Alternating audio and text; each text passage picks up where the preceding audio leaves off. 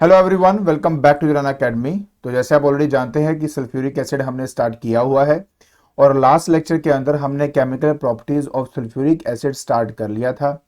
आज के लेक्चर के अंदर हम उसके फर्दर कुछ प्रॉपर्टीज को डिस्कस करेंगे। और हाँ, ऊपर जितने भी चैनल और जो पेजेस दिए गए हैं उनके जो लिंक्स है डिस्क्रिप्शन बॉक्स में डाल दिए हैं। तो बिना कोई टाइम वेस्ट किए चलिए शुरू करते हैं।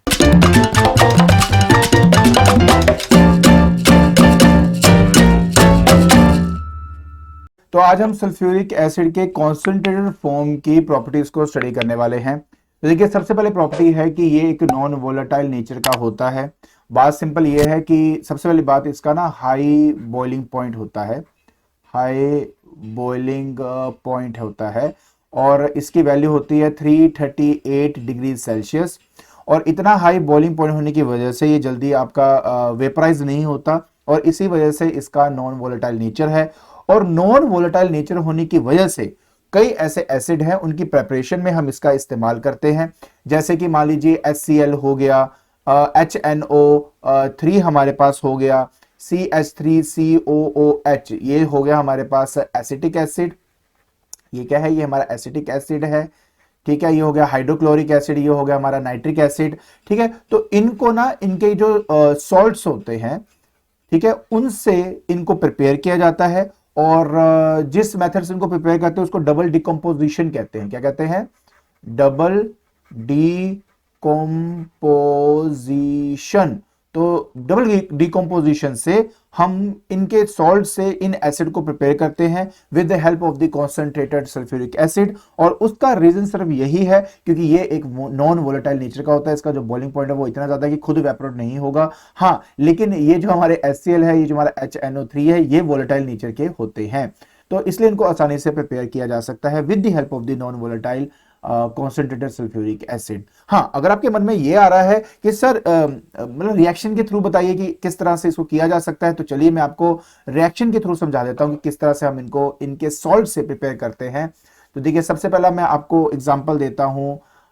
HCl को प्रिपेयर करते हैं सबसे पहले। ठीक है, तो देखिए, अगर मेरे पास है सोडियम क्लोराइड NaCl ले लेते हैं प्लस कॉन्सेंट्रेटेड H2SO4। याद रखेंगे, मैं जितने भी यहाँ पे H2SO4 लूंगा ये सब कॉन्सेंट्रेटेड फॉर्म के अंदर होंगे। ठीक है, और क्योंकि ये कॉन्सेंट्रेटेड फॉर्म के अंदर हैं तो ये जितने भी सॉल्ट बनाएंगे ये हमारे एसिड सॉल्ट होंगे। और अगर ये एसिड सॉल्ट है तो याद है ना मैंने क्या बताया था, अगर एसिड सॉल्ट हो तो इसके अंदर H प्रेजेंट होता है हमारा, मतलब NaSO4 नहीं बनेगा, HSO4 बनेगा। ठीक है, बाइसल्फेट बनेगा यहाँ पे। तो ये एसिड सॉल्ट होते हैं, याद रखना क्या होते हैं, ये एसिड सॉल्ट होते हैं, ये याद रखना बस। ठीक है, और साथ में हमारे पास वोलेटाइल एसिड जो कि HCl जो है वो यहाँ पे प्रिपेयर होगा। तो क्या ये बैलेंस है? हाँ जी, ये बिल्कुल बैलेंस है आपका। ठीक है, अब जैसे सोडियम का है वैसे ही आप पोटेशियम का भी कर सकते हो, बहुत इजी है। देखिए, जैसे मान लीजिए मेरे पास KCl है, सेम वही चीज है यार। H2SO4 मैं एक पूरा कर देता हूं, ये कॉन्सेंट्रेटेड फॉर्म के अंदर है, ये सारे कॉन्सेंट्रेटेड फॉर्म के अंदर बनेंगे। ये वोलाटाइल है आपका नेचर के अंदर, ये याद रखना। ठीक है, ये वोलाटाइल नेचर का होगा बस। ठीक है, ओके। सो उसके बाद वही अब यहां बनेगा KHSO4 प्लस हमारे पास HCl जो है वो तैयार होगा। ये एसिड सॉल्ट है, ये वोलाटाइल है और ये भी मेरा जो है कॉन्सेंट्रेटेड फॉर्म के अंदर हमें मिलता है। अच्छा, अगर मुझे मान लीजिए नाइट्रिक एसिड बनाना हो तो उसके लिए नाइट्रेट का इस्तेमाल करूंगा। तो जैसे कि मेरे पास सोडियम नाइट्रेट है NaNO3 अगर मान लो मैं यूज करता हूं। ठीक है, अब कॉन्सेंट्रेटेड H2SO4 का इस्तेमाल करूंगा तो फिर से वही बेटा एसिड सॉल्ट बनेगा मेरे पास, जैसे कि NaHSO4 वो तो बनेगा ही, प्लस साथ में HNO3 जो है वो मेरा यहाँ पे तैयार हो जाएगा। अच्छा, उसी तरह पोटेशियम की बात कर लेते हैं कि NO3 है मेरे पास प्लस H2SO4, ये बन गया KHSO4। याद रखना है प्लीज हमेशा, जब हम एक कॉन्सेंट्रेटेड H2SO4 का इस्तेमाल करते हैं तो एसिड सॉल्ट प्रिपेयर होता है, इस बारे में गलती मत करना। बाकी सब तो ठीक है, फिर वो टेंशन वाली बात नहीं है। ठीक है, साथ में बन गया बेटा HNO3, ये आपके पास बन जाएगा। ये हो गया, ये हो गया, डन। हाँ, क्या रह गया हमारे पास? एक एसिटिक एसिड रह गया ना, चलिए वो भी बना देता हूं मैं आपके लिए। तो इसके लिए रहेगा हमारे पास सोडियम एसीटेट। ठीक है, तो सोडियम एसीटेट होता है CH3COONA। तो ये हो गया हमारे पास सोडियम एसीटेट। मैं यहां पे लिख देता हूं, that is sodium that is acetate. Sodium acetate हो गया, हमने इसको कॉन्सेंट्रेटेड H2SO4 के साथ हमने इसको मिला दिया, तो ये फिर से बनाएगा बेटा NaHSO4। इसमें तो देखो एसिड सॉल्ट ही बनाना है, बस इसके साथ क्या बन जाएगा हमारे पास, यहाँ पे H लग जाएगा तो CH3COOH, तो ये बन गया एसिटिक एसिड। क्या बन गया? Acetic acid. बस।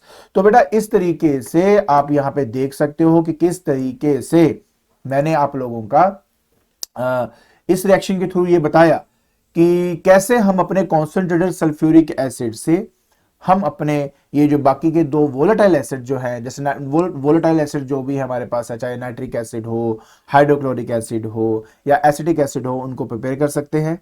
Very good. चलिए अब मैं आपको इसकी दूसरी प्रॉपर्टी की तरफ लेके चलता हूं, और दूसरी प्रॉपर्टी है कि ये एक बहुत अच्छा ऑक्सीडाइजिंग एजेंट होता है, और ये बिल्कुल सही बात है। देखिए बेटा बात पता क्या है, ऑक्सीडाइजिंग एजेंट ये क्यों है? क्योंकि ये एक नेसेंट ऑक्सीजन प्रोवाइड करता है। बात बिल्कुल सही है। क्या होता है कि जब हम हमारे सल्फ्यूरिक एसिड जो है, जो कॉन्सेंट्रेटेड सल्फ्यूरिक एसिड है, ठीक है, जब उसकी थर्मल डिकम्पोजिशन होती है, मैं आपको वो बताता हूं। देखिए कैसे कि मान लीजिए H2SO4 है, ठीक है, अगर इसकी मैं कर देता हूं thermal decomposition, this is thermal decomposition, मतलब हीटअप हो गया। थर्मल डिकम्पोजिशन होने की वजह से यहां बनता बेटा H2O, पहली बात तो पानी बनेगा, सामने बेटा SO2 बनता है, और इसके साथ बेटा बनता है नेसेंट ऑक्सीजन, इसको बोलते हैं नेसेंट ऑक्सीजन। और क्योंकि इसके साथ एक नेसेंट ऑक्सीजन बनता है, ये वही है नेसेंट ऑक्सीजन बेटा जो ऑक्सीडेशन करने में आपकी हेल्प करता है। ये वही नेसेंट ऑक्सीजन है जो कोई भी नॉन मेटल, कोई भी मेटल या कोई भी इनऑर्गेनिक कंपाउंड है उसको ऑक्सीडाइज करने में आपकी हेल्प करेगा। अब सवाल यही आता है कि सर अगर मेरे पास कोई भी नॉन मेटल होगा या मेटल होगा या कोई भी अगर मेरे पास मान लीजिए इनऑर्गेनिक कंपाउंड है, तो वो उसको किस तरह से ऑक्सीडाइज करेगा, उसके एग्जाम्पल हमें पता होने चाहिए। तो चलिए मैं आपको एक एक करके उनके एग्जाम्पल भी बता देता हूं, और एट द एंड आपको देखना सारी बातें यार अपने आप ही समझ में आ जाएंगी किस तरह से आपने इसको करना है। देखिए सबसे पहले मैं आपको बताता हूं कि अगर मान लीजिए कि मेरे पास एक नॉन मेटल है तो हम क्या करेंगे। नॉन मेटल्स हैं, देखिए नॉन मेटल में सबसे पहले हमारे मन में आता है कि सर सपोज कर लो कि मेरे पास कार्बन है। क्या है? कार्बन है। तो सर कार्बन के केस में क्या होगा? ठीक है, देखिए सिंपल सी बात है, कार्बन है, कार्बन के अगर मैं ऑक्सीडाइज कर रहा हूं कार्बन को, तो मतलब एडिशन ऑफ ऑक्सीजन होगा, और अगर एडिशन ऑफ ऑक्सीजन कार्बन में होगा तो क्या बनेगा? कार्बन डाइऑक्साइड ही बनेगा यार, सिंपल सी बात है। तो देखिए क्या होता है कि अगर मेरे पास कार्बन है, उस कार्बन के साथ अगर मैं H2SO4 को मिला दूं, को जो कि कॉन्सेंट्रेटेड फॉर्म के अंदर है, तो वो बनाता है CO2 जो कि कार्बन डाइऑक्साइड हो गया। पानी तो बनेगा ही बनेगा, उसके साथ बेटा सल्फर डाइऑक्साइड जनरेट होती है एज अ गैस जो इवॉल्व होगी आपकी। तो यार सिंपल सी बात है, ये सारी चीजें जो है आपको यहां पे मिल जाती हैं। क्लियर है? इजी है, हो जाएगा, कोई दिक्कत नहीं है। हां, रह गया है इसको बैलेंस करना। ठीक है, कैसे करेंगे बैलेंस? अब यहां पे H2 है, ये 4 है, ऑक्सीजन यहां 5 हो गया, और वैसे पहले इसको मुझको इवन करना है तो इसको डबल कर देंगे। डबल करने से क्या होगा, ये H2 हो गया 4, ऑक्सीजन हो गया 6, ऑक्सीजन हो गया आपका 6, ये 2 के करीब चला गया ना आपके पास यहाँ पे, तो यहाँ पे आ जाएगा 8 2 सल्फर। एक काम करो ना, अगर ये 2 कर दे, इसको आप पहले 4 किया तो इसको 4 करो पहले, तो आप हो गया 4 2 8, सल्फर को 2 करने के चक्कर में यहाँ करो, तो ये लो जी आपका बैलेंस हो गया। तो इस तरीके से यार आपने इसको बैलेंस करना था। इजी है कि नहीं है ना? अच्छा, उसी तरह एक और नॉन मेटल लेता हूं आपके लिए, दूसरा ले लेते हैं बेटा सल्फर। ठीक है, मान लो मैंने सल्फर ले लिया बेटा आपका। अगर मान लीजिए मैं सल्फर कंसीडर कर लेता हूं, तो सल्फर के अंदर क्या होगा, अब आपको पता ही है यार, सल्फर में ऑक्सीजन मिला दो, सल्फर डाइऑक्साइड बन गया आपका। तो सल्फर प्लस H2SO4 लीजिए मिला दीजिए, क्या बनेगा? सल्फर डाइऑक्साइड सबसे पहले, और सामने पानी, दैट इज H2O। ये बनेगा ही बनेगा आपके पास, ठीक है। हाँ, बात बैलेंस की रह जाती है हमेशा हमेशा आपकी। ऑक्सीजन ये रहा ये रहा, पहले तो आप इसको डबल कर दो यार, ताकि ऑक्सीजन डबल हो जाए यहाँ पे, ठीक है। ऑक्सीजन यहाँ पे आपके 4 हो गए, 2 2 4 हो गए। बट यहाँ पे हाइड्रोजन अगर आप देखेंगे तो यहाँ पे 4 हो चुके हैं। तो 4 हो चुके हैं तो यार डबल तो यहाँ करना ही पड़ेगा, डबल करना पड़ेगा। तो यार यहाँ पे आपके पास सल्फर हो गया है यार, ये देखो ना, 4 2 8, यहाँ पे सल्फर 3 हो गए, तो यहाँ 3 कर देता हूँ। 3 करने से क्या होगा, 3 दूनी 6 2 8, लो बैलेंस हो गया, ठीक है। तो इस तरह से बेटा आप अपने नॉन मेटल की जो रिएक्शंस हैं वो आप अपने लिखते हो। आई होप ये समझ में आ गया होगा बेटा कि एग्जैक्टली मैं कर क्या रहा हूं, राइट? पक्का क्लियर है ना? ठीक है। तो ये तो हो गया नॉन मेटल, तो किस तरह से ऑक्सीडाइज करते हैं। लेकिन अगर मन में सवाल आता है कि सर अगर मान लीजिए कि मेरे पास कोई मेटल है और मेटल को अगर ऑक्सीडाइज करना है तो उसको कैसे किया जाएगा, तो चलिए उसके बारे में बता देता हूं। तो बी पार्ट में बेटा मेरे पास आता है मेटल्स। अगर मेरे पास मेटल्स है तो क्या करना है मैंने, ठीक है। तो सबसे पहले मान लेते हैं मेटल में लेता हूं कॉपर, ठीक है। आपको बेटा जो जो एग्जांपल दे रहा हूं आपको उसी में से क्वेश्चन बन के आएगा, इसलिए ढंग से बस इन्हीं को ध्यान से करो, इन्हीं की प्रैक्टिस करो बस, और क्या करना है आपने। देखिए मेटल के केस में बहुत सिंपल है। अगर आप कोई भी मेटल लेते हो उसमें कॉन्सेंट्रेटेड सल्फ्यूरिक एसिड को मिला दो, सल्फर डाइऑक्साइड ही जनरेट होती है as a gas, and that's it. आपने ये बात याद रखनी है इसके अंदर, ठीक है। और चलो मैं आपको करके दिखाता हूं। जैसे कि मान लीजिए मेरे पास Cu कॉपर हो गया, अब इस कॉपर के साथ मैंने आपका सल्फ्यूरिक एसिड मिला दिया H2SO4, मिला दिया, कॉन्सेंट्रेटेड फॉर्म के अंदर है। तो एज ए रिजल्ट वो बनाएगा पहले तो कॉपर सल्फेट ही, CuSO4, ये आपका बना दिया, और प्लस पानी दैट इज H2O, सिंपल सी बात है, प्लस सल्फर डाइऑक्साइड, तो जो आपने बनाना ही था, बट एज ए गैस है, इवॉल्व हो जाएगा ऊपर की तरफ आपको मिलेगा। तो ये आपका बात तरीका हो गया, डन। तो ये हो गया Cu H2SO4, CuSO4, H2O और SO2, ये हो गया, ठीक है। बात रह जाती है फिर से बैलेंस की। अब ये ओड नंबर में है, पहले तो इसको डबल कर दो ताकि ये इवन बन जाए मेरा, तो ये इवन हो गया। अब ये मेरे 4 हो गए, ऑब्वियस मुझे इसको भी डबल करना पड़ेगा। लो जी, सल्फर मेरा यहाँ पे क्या हो गया है, 2, तो एक सल्फर तो यहाँ, एक सल्फर यहाँ है, कॉपर 1, तो लो जी ये पक्का बैलेंस ही हो गया, ठीक है। तो इस तरीके से आपको बैलेंस हो जाएगा, कोई इतनी बड़ी बात भी नहीं थी। उसी तरह अगर मान लीजिए आपके पास जिंक है, क्या है, जिंक है, तो जिंक को एग्जैक्टली सेम जैसे ऊपर किया वही रेप्लिका ही बना दो चाहे, क्योंकि इसकी भी वैलेंसी 2 इसकी वैलेंसी 2 आराम से सेम बनेगा।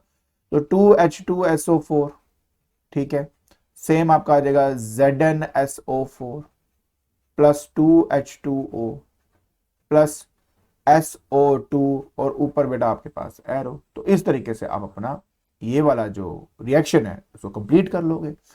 सो आई होप यार ये बात आपको अच्छी तरह समझ में आ गई होगी कि किस तरह से हम अपने मेटल्स के साथ, मेटल के साथ अपने कॉन्सेंट्रेटेड सल्फ्यूरिक एसिड को मिला के अपने रिजल्ट्स को क्रिएट करते हैं। Done, good. अब मन में सवाल आता है कि सर ये तो चलो हो गया, अब नेक्स्ट आया था बेटा इनऑर्गेनिक कंपाउंड्स, चलो उसको भी दिखा देता हूं। तो अगर मेरे पास आता है इनऑर्गेनिक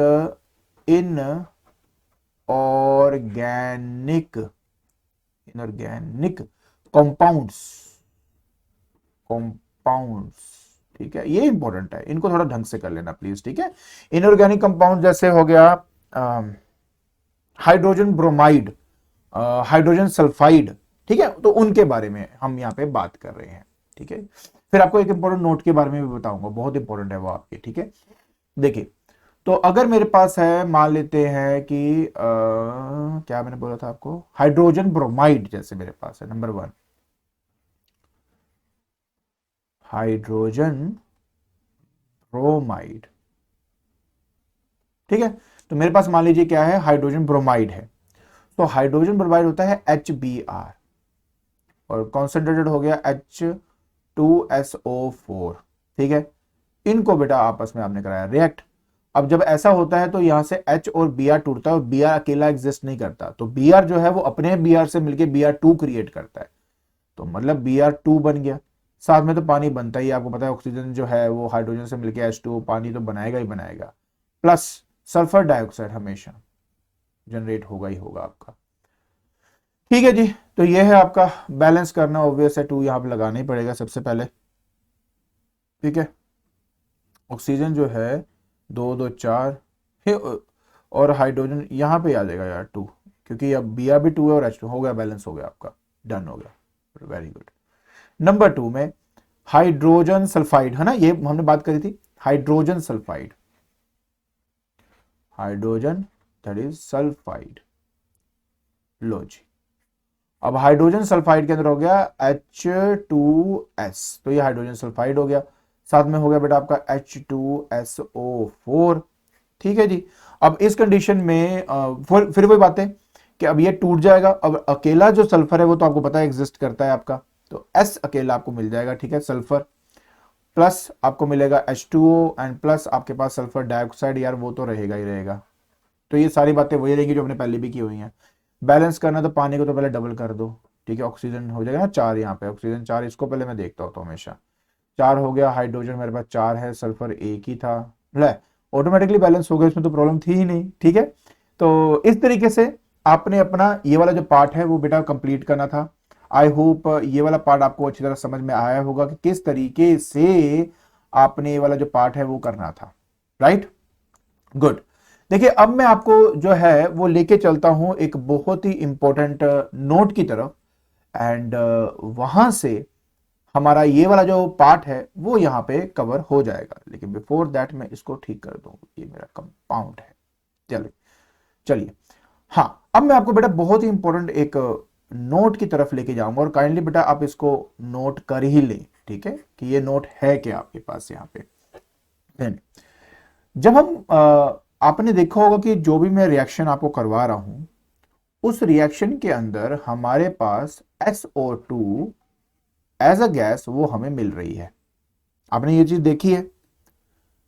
SO2 जो है ना वो हमारा एक ऑक्सीडाइजिंग एजेंट तो है, बट एक बहुत अच्छा रिड्यूसिंग एजेंट भी है। मतलब ये कि ये एक ऑक्सीडाइजिंग एजेंट तो है ही है, बट साथ में एक बहुत अच्छा रिड्यूसिंग एजेंट भी है। मतलब ये कि जो SO2 है ना,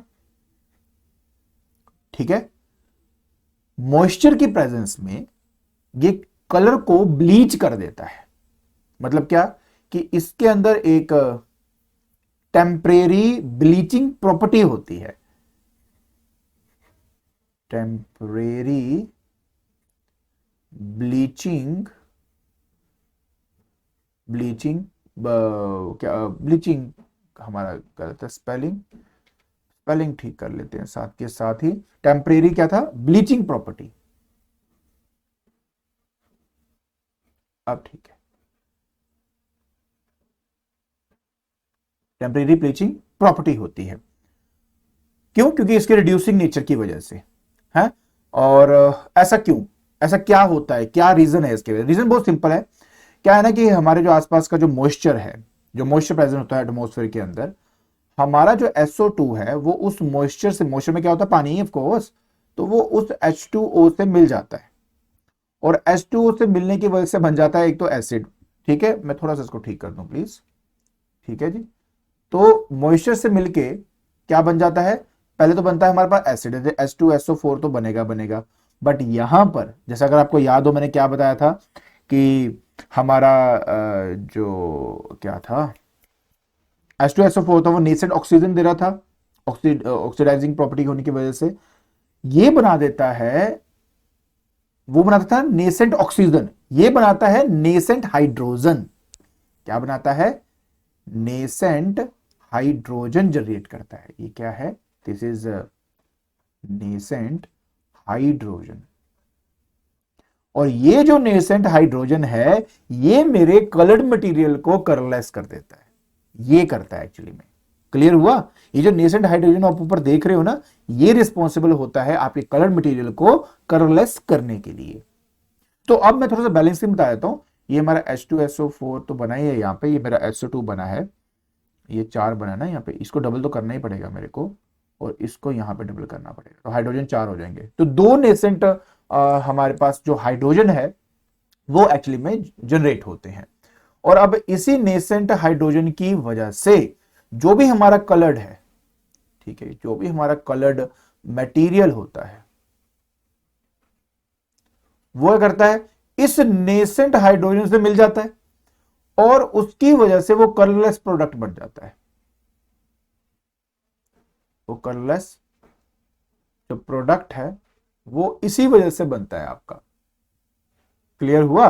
लेकिन काफी देर तक, अच्छा इसको टेम्परेरी क्यों कहा गया? यह टेम्परेरी इसलिए कहा गया क्योंकि काफी देर तक वो कलरलेस नहीं रहता, क्योंकि हमारे उसी एटमॉस्फेयर में प्रेजेंट है ऑक्सीजन। जब ये कलरलेस प्रोडक्ट आपके ऑक्सीजन से मिलता है तो उसकी फिर से ऑक्सीडेशन हो जाती है और वो फिर से आपका कलर्ड मटेरियल में कन्वर्ट हो जाता है, मतलब फिर से उसका कलर वापस आ जाता है। ठीक है, तो मतलब जो उसका ओरिजिनल कलर है वो उसको दोबारा मिल जाता है। तो आई होप आपको ये जो बात मैंने यहाँ पे बताई अच्छी तरह समझ में आ गई होगी कि किस बारे में यहाँ पे बात हो रही है। राइट? तो एक बात आपने याद रखनी है जो कि बहुत इंपॉर्टेंट है इसमें समझने के लिए, कि ऑफ कोर्स इसके अंदर ये एक ब्लीचिंग एजेंट है, but it is not a strong bleaching agent as bleaching agent as chlorine। Chlorine का तो ये होता है ना कि कलर उतार दिया तो उतार दिया, ये नहीं हो रहा जैसे यहाँ पे हो रहा है कि पहले नेसेंट हाइड्रोजन है उसको कलरलेस कर दिया, फिर मॉइस्चर के अंदर जो ऑक्सीजन है उसने मिलकर दोबारा उसको कलर्ड मटेरियल बना दिया। ऐसा नहीं करता वो, उसने चक दिया तो चक दिया। हाँ ये है कि थोड़े बहुत जो डेलिकेट मटेरियल्स होते हैं, है ना, या फिर जो कलर्ड फ्लावर्स होते हैं उनको थोड़ा सा ब्लीच करने के लिए हम इसका इस्तेमाल कर सकते हैं, अदरवाइज नहीं। मतलब ज्यादातर ब्लीचिंग के लिए हम जो क्लोरीन है उसी का इस्तेमाल यहाँ पे करते हैं। तो it is not a strong bleaching agent, इस बात का आपने ध्यान रखना है। सो आई होप आपको अच्छी तरह समझ में आ गई होंगी ये दो जो प्रॉपर्टीज मैंने आपको बताई हैं। ठीक है, तो देखिए आज के लेक्चर के अंदर हमने जो कॉन्सेंट्रेटेड सल्फ्यूरिक एसिड की जो दो इंपॉर्टेंट प्रॉपर्टीज थी वो उसके बारे में हमने डिस्कशन कर ली है, एंड आई होप आपको ये दोनों प्रॉपर्टीज अच्छी तरह समझ में आ गई होंगी। और अगर आपको मेरी वीडियो पसंद आ रही है तो please like it, share it and subscribe it. आज के लिए बस इतना ही। Thank you so much.